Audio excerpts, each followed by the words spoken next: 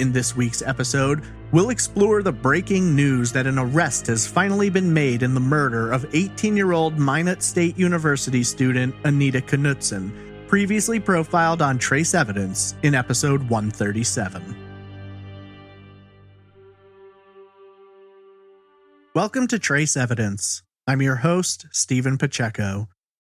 We'll take a look at the breaking news that there's been an arrest in the 2007 murder of Anita Knutson. We'll get right into both of these after a few quick notes about the show. Trace Evidence is a weekly true crime podcast focused on unsolved murders and disappearances. You can follow the show on social media on Twitter @TraceEvPod, Instagram @TraceEvidencePod, or by searching Facebook for Trace Evidence. If you're interested in supporting the show and getting some Trace Evidence merch, there's a Patreon at patreon.com/traceevidence. Or you can donate directly via PayPal. Visit trace-evidence.com for all social media links, donation options, and contact information. You can submit case suggestions through the website or email me directly at traceevidencepod@gmail.com. Without further delay, let's get into the breaking news regarding an arrest in the 2007 murder of 18-year-old Anita Knutson.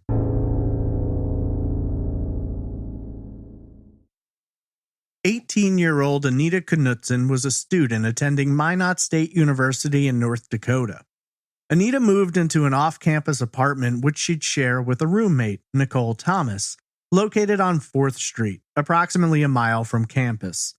Wanting to support herself, Anita picked up 2 jobs to help pay the rent, and despite being an hour drive away from her family home in Butte, she maintained close contact with her parents and siblings. According to her mother, Sharon, the two spoke on an almost daily basis, and if any calls went unanswered, Anita was quick to return them. While everything seemed to be going well for Anita, there was one area in which she was having problems. Anita and her roommate Nicole didn't get along very well. According to Sharon, Anita complained to her that Nicole frequently invited men back to their apartment and oftentimes would leave them there unsupervised while Anita was asleep and unaware that someone else was in the building. Neighbors reported frequently hearing shouting matches between Anita and Nicole, and according to several sources, in at least one instance, things had gotten somewhat physical, resulting in Anita having her foot slammed shut in a door. As time went on, things grew worse, and Anita told her mother that Nicole had begun sending her threatening text messages. Sharon wanted her daughter to get out of there, but then, seemingly in the midst of a feud, things began to calm down. Friends reported that Anita and Nicole appeared to have found a middle ground, ending the tense atmosphere and mending their relationship. Things would take a tragic turn, however, as the summer approached. On Monday, June 4th, 2007, Gordon Knutson made the hour drive to Minot to check in on the 18-year-old. Over the course of the previous weekend, Anita had been strangely out of touch. Multiple calls went unanswered, texts were seemingly ignored, and she never called back. Worried with this being so out of character for her, Sharon asked Gordon to make the drive and ensure everything was all right.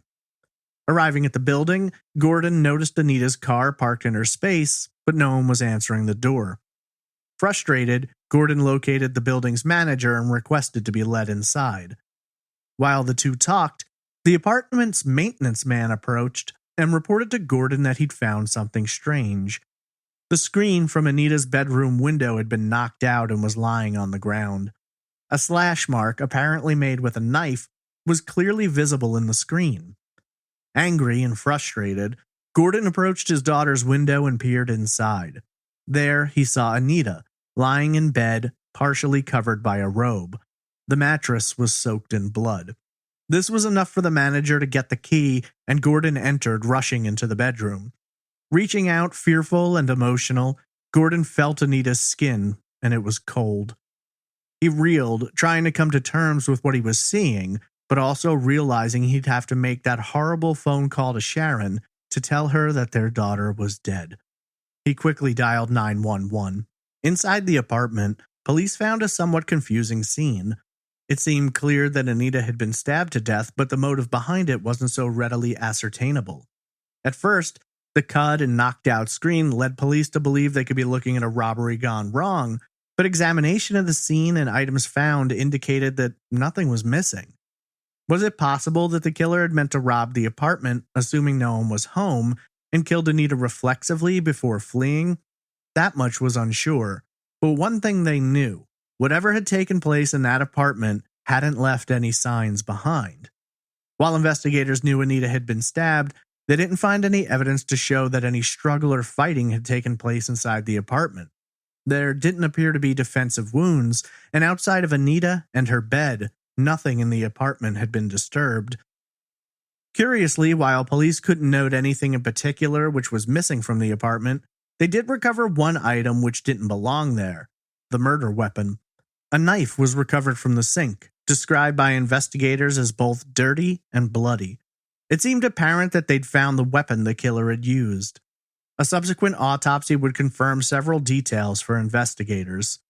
According to the results, which have never been fully released, Anita sustained 2 stabs to her chest, only one of which was described as lethal. Further examination concluded that Anita had not been sexually assaulted, nor had she been physically beaten or assaulted in addition to the stab wounds. Toxicology showed there were no drugs or alcohol in her system.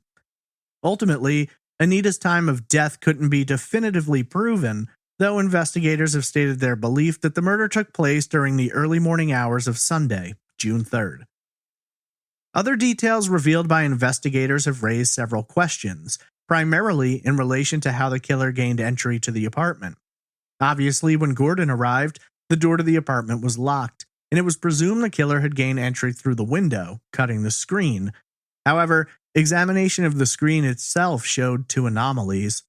First, some of Anita's blood was found along the cut, indicating that the screen wasn't cut until after the murder had taken place.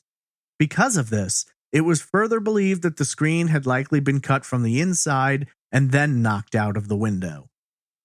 From early on, police had theorized that the killer likely knew Anita. The lock for the apartment door was a twist and pull type, meaning that the killer could have exited through the front door, simply turning the lock before pulling the door closed behind them. Because of this, police were very interested in anyone who had access to a key. This was ultimately determined to have been only Anita, her roommate Nicole, and the apartment complex itself. Police had a series of potential suspects: a man living in the building who had an attraction to Anita, her roommate Nicole, with who she'd had issues previously, the building's maintenance man who'd initially found the slashed screen, and construction workers who'd repaired the building's roof, among others. For 15 long years, Anita's family and friends have watched in horror as her case grew seemingly colder and colder. While their hope for justice has never faded, hoping against all odds can become overwhelming when year after year passes with no new developments. Now, however, after all this time, the Minot Police Department have made an arrest.